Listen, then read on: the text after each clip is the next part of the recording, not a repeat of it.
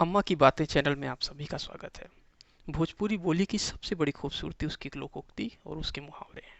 इस चैनल के माध्यम से हमारा प्रयास है कि विलुप्त प्राय हो रही संस्कृति को संजो कर रख पाएं। दोस्तों, मेरा नाम है नित्यानंद दुबे और इस वीडियो में मैं साथ हूँ अपनी अम्मा श्रीमती प्रभावती देवी दुबे के साथ। तो आज के लिए क्या मुहावरा है आपके पास? आज का मुहावरा है, तेलिक बर्द कुम्हार लेके सती हो। तेली के बैल बैल। अच्छा। तेलिक बर्द कुम्हार लेके सती हो। ठीक है। तो कहने का मतलब ये है कि पहले के समय में तेल जो है हाथ से निकाला जाता था, मशीन नहीं रहता था तेल निकालने के लिए। टब प्रकार का एक रहता था पात्र, जिसमें जिस चीज का तेल निकालना होता था उसको उसमें डाल देते थे। ठीक है। और आदमी की जो था वो बैल की मदद से हम्म। तेल को निकालता था। तो उसका बैल जो रहता था वो केवल गोल गोल घूमता था। अच्छा, मतलब कोई मशीन जैसा होगा जो बीच में रखा होगा। हाँ, और जो बैल है वो उसके चारों तरफ चारों चक्कर तरफ लगाता था। केवल गोल गोल घूमता तो था। उस टब से तेल निकलता तेल होगा। ठीक निकलता है, चलिए। था और उसको जो है वो बैल इधर उधर नहीं देख सकता था, केवल सामने ही देख सकता था, आगे आगे ठीक है। देखता था।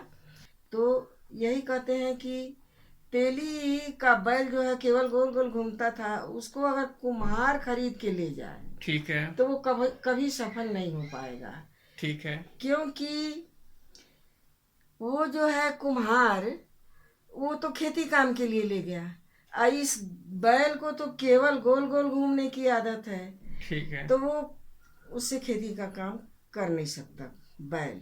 अच्छा। तो और बल्कि वो कुम्हार के लिए एक समस्या है। ठीक है। केवल उसको खिलाना पिलाना, उसका जतन करना, और उससे कोई काम नहीं ले सकता वो, तो क्योंकि उसकी एक आदत तरीके नहीं की है। आदत की बात है। हम्म। बैल को आपने जैसी आदत लगा दी है, अब वो किसी दूसरे काम के काबिल नहीं है। काबिल नहीं है। अब वो सिर्फ वही काम कर पाएगा जो उसको करना है। ठीक हाँ, बात है, वो सिर्फ गोल गोल घूमना गोल जानता गोल है। घूमना जानता तो है। अब वो बैल कुम्हार के किसी काम का नहीं है। वो एक समस्या हो गई है उसके लिए। ये जो काम जिसका रहता है वो काम उसी से करवाया जाए तो वो ठीक ठाक होता है। बिल्कुल ठीक बात है। मान लो, हाँ, तो इसीलिए कहते हैं कि तेली के बर्द कुम्हार ले सती हो, क्योंकि कुम्हार अगर उस बैल को ले गया तो वो कभी सफल नहीं सफल हो नहीं होगा, वो सकता। सती होगा। अच्छा, सती होगा, ये सती होने का मतलब वही है क्या? जर मरेगा वो। अच्छा, चलिए। क्योंकि ठीक है। संभव नहीं है वो। तो अगला कौन सा मुहावरा है आपके पास? अगला मुहावरा है कि दानी बछिया के दांत नहीं देखते।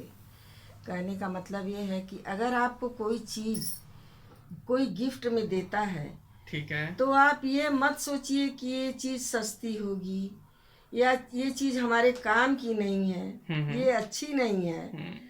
तो ऐसा ना सोच के उसको, जो आदमी अपने शौक से उस चीज़ को लाया है, आप स्वीकार कर लीजिए। अच्छा। तो सामने वाले आदमी को भी अच्छा लगेगा और आपको भी अच्छा लगेगा।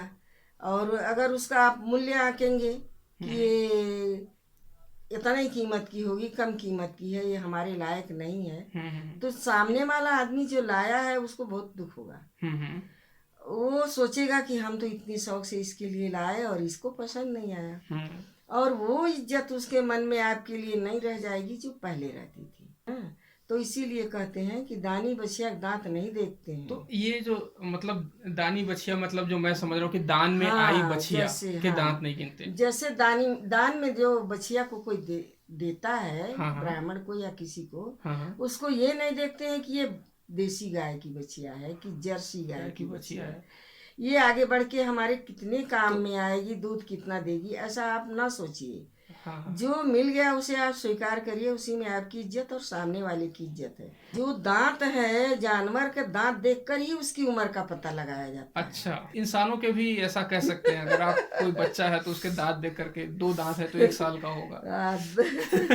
दांत दे करके ही जानवर की उम्र का पता लगता है कि ये कितने साल का है और कैसा है, ठीक है। बड़ा है कि छोटा है। चलिए।